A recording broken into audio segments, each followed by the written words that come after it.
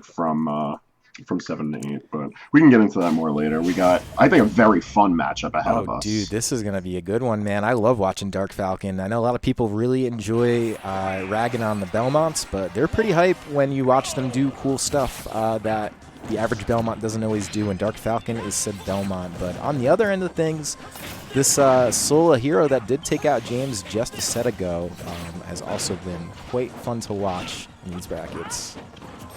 Yeah, Hero actually brings a lot to the table for covering space that would, under normal circumstances, force a lot of typical good characters in Ultimate to struggle. But Belmont can contest pretty well, especially if we keep on seeing the angled aerials.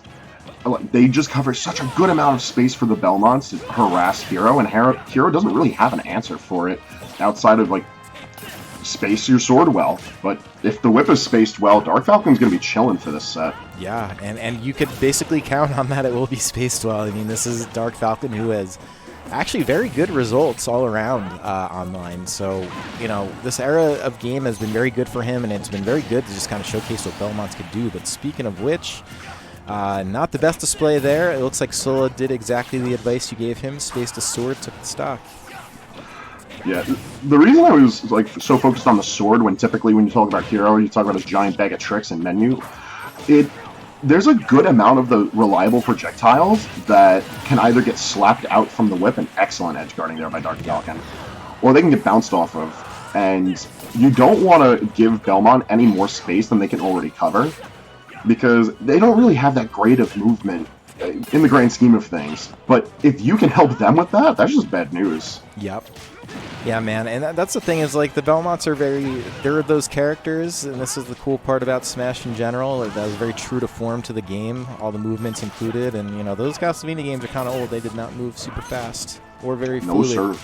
So here we are seeing that in Smash Brothers in 2021 at this point, but, you know, this is a position that Dark Falcon could actually find himself in a lead in, despite what it looks like. You know, a few more percent and a spaced whip, and you got yourself a little bit of a stock lead here, but still going to have to find that. I mean, Sola's also okay. Okay, he's wild for it, is what he is. It works sometimes, though. I mean, we've seen Smash World Tour sets one like that, so it's not the best option. Hatchaman's hilarious. No, it's breaking shields. It's killing you early. It's it's a decent option to condition your opponent if you already have them kind of shook, and if they're like putting out spot dodges left and right. Dude, it's a silly option, but I love this, hunting down and just chucking them away. Dude, the way that throw looks, it's like throwing the pizza pie in the air when you're like eating it out. You're like, oh, hey, oh. I love it. It's like when you toss one of your little cousins in a pool. Dude, yeah, you just throw them as far vertically as you can. Oh no, Sola, I think, went for the wrong spell out deep, wasn't able to come back.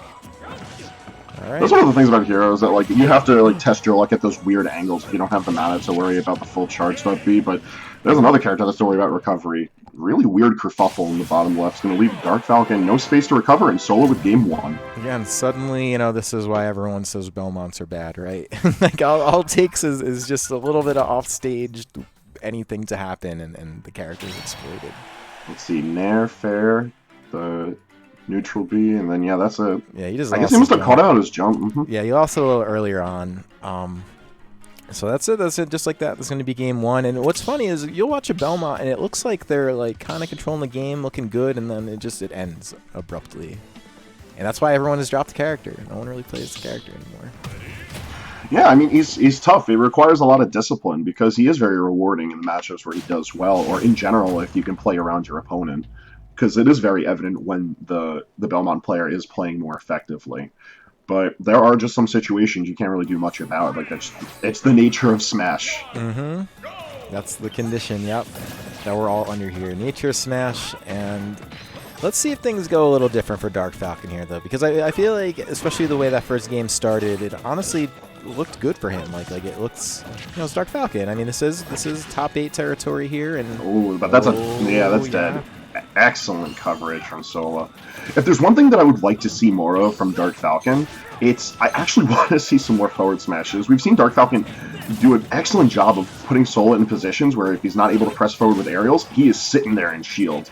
And when you couple in all of the shield pressure that Belmont's able to get off with little commitment, like, It's a lot to ask for a shield break, but I think the opportunity is there for Dark Falcon to really turn a reversal if he tries to leverage how strong forward smash is. I agree with you, especially there's been a couple times where he hasn't caught up in the holy water, and you'll if the axe did it, it would have been so hype, but it's not enough. Yeah, not enough. But yeah, so he's had Sola caught up in the holy water and hasn't really taken that swing with the F smash. A lot of times that's holy crap. That a lot of times you'll see that's the confirm, but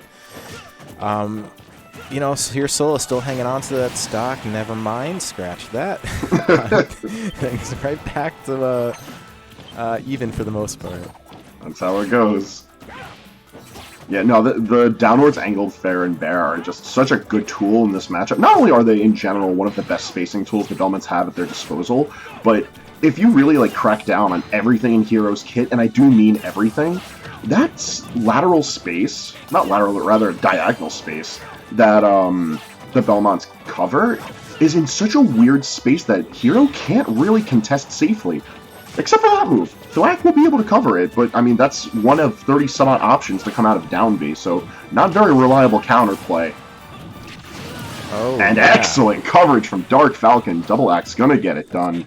Dude, that's the one thing that Dark Falcon has. I mean, the coverage and just the know-how of what to put where, it makes it very hard to land anywhere near Belmont, like anywhere in a vicinity, because he's got, you know, he's got the holy waters, he's throwing the cross, he's really sniping with that axe now. He's already taken a stock with that, and really just it's hard to deal with that. Yeah, that was just, I think he was just too scared of where Holy Water's fire would go, because if Belmont throws it close enough to the ledge, it's going to drop a little bit, kind of in the same way that Arc Fire does. So he tried to edge himself a little too far out, but wasn't successful with it. An excellent game from Dark Falcon, showing really strong adaptation in that one. Yeah, man, bringing things right back for himself. So, I mean, this is now, yeah, that first stock, too, especially after that. Dark Falcon actually did a great job keeping the composure and bringing it back, but you know, still has a game 3 ahead. We'll see how that treats both these guys. Sola riding high off a big win off Rivers. Not looking to go down at this point. This is a good opportunity. I mean, that's usually the biggest challenge you have in stuff like this. But, I mean, Dark Falcon, plenty challenging himself. Winner of this will take on the winner of our next set, which is going to be Seabass versus Zane. Zane is going to take that set over Jackal that we watched half of earlier. I think via lag test. But, you know, whatever, we do take those. So that's really that's how it goes. You're in a bracket. Man. But we don't got to worry about that just yet. Game 3 here is bringing us back to Stadium 2, and I think a very safe choice for Hero. We saw Sola play the stage out really well, but I feel like if you tried to commit to any better stage for Hero, it would have just benefited Belmonts too well. There's that F smash we were looking for. A little bit in a weird place, but at least throwing it out now. I think right there was a weird interaction just to show like how valuable bounce is to this matchup, because Dark Falcon was going through with like his typical pressure, but Sola did not have to respect it. The presence of bounce just negates a ton of these tools. Yeah, it really does. That is such a good tool for Hero, like such a good spell, because the best part about it is even if you're playing against a character that doesn't have anything to throw at you to reflect, using it anyways just gets it out of the menu rotation. You know what I mean? Like, it's just like there's no bad part about it. Like, it's just... Where does the zoom put us? Okay, over the plat. All right. I mean, got Psych up now. Okay. Let's see, what's Oomph going to do? Oh, forward air would have been able to do it. All right, there's that angled whip. Coming in very nicely done. And the thing is that, like, Dark Falcon is not rolling too heavily on the projectiles when we're in neutral, which I really like to see. Typically, when you think of Belmont, you're thinking nothing but the cross, nothing but the water. But here, it's so much of the angled whip that it's not even that big of a detriment at these earlier percentages to see bounce. Which I think is just the mark of a good Belmont player in general, let alone a smart player.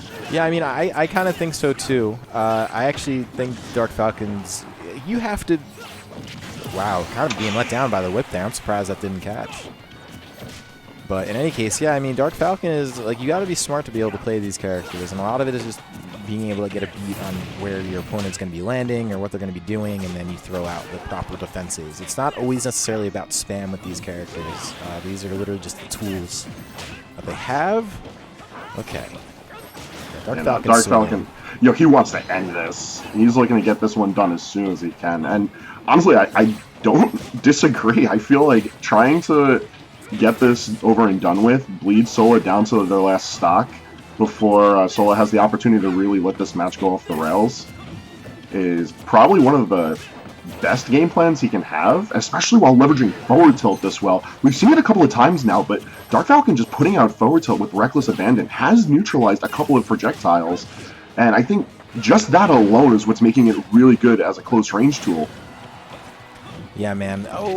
Woo! Got him in the legs! Good toss with the axe.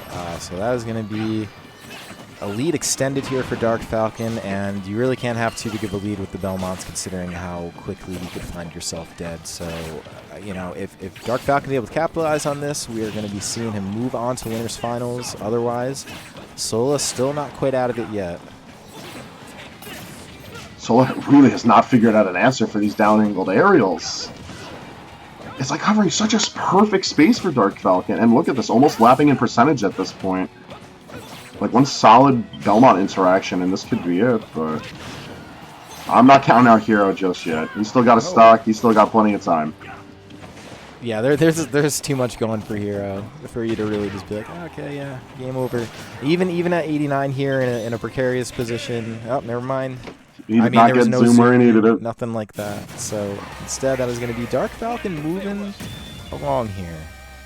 Yeah, no, that was a very impressive game 3 from Dark Falcon, and I especially like typically when you see a zoning character, you want to expect patience from them. You want to expect strong defensive play because that's where their tools are more comfortable.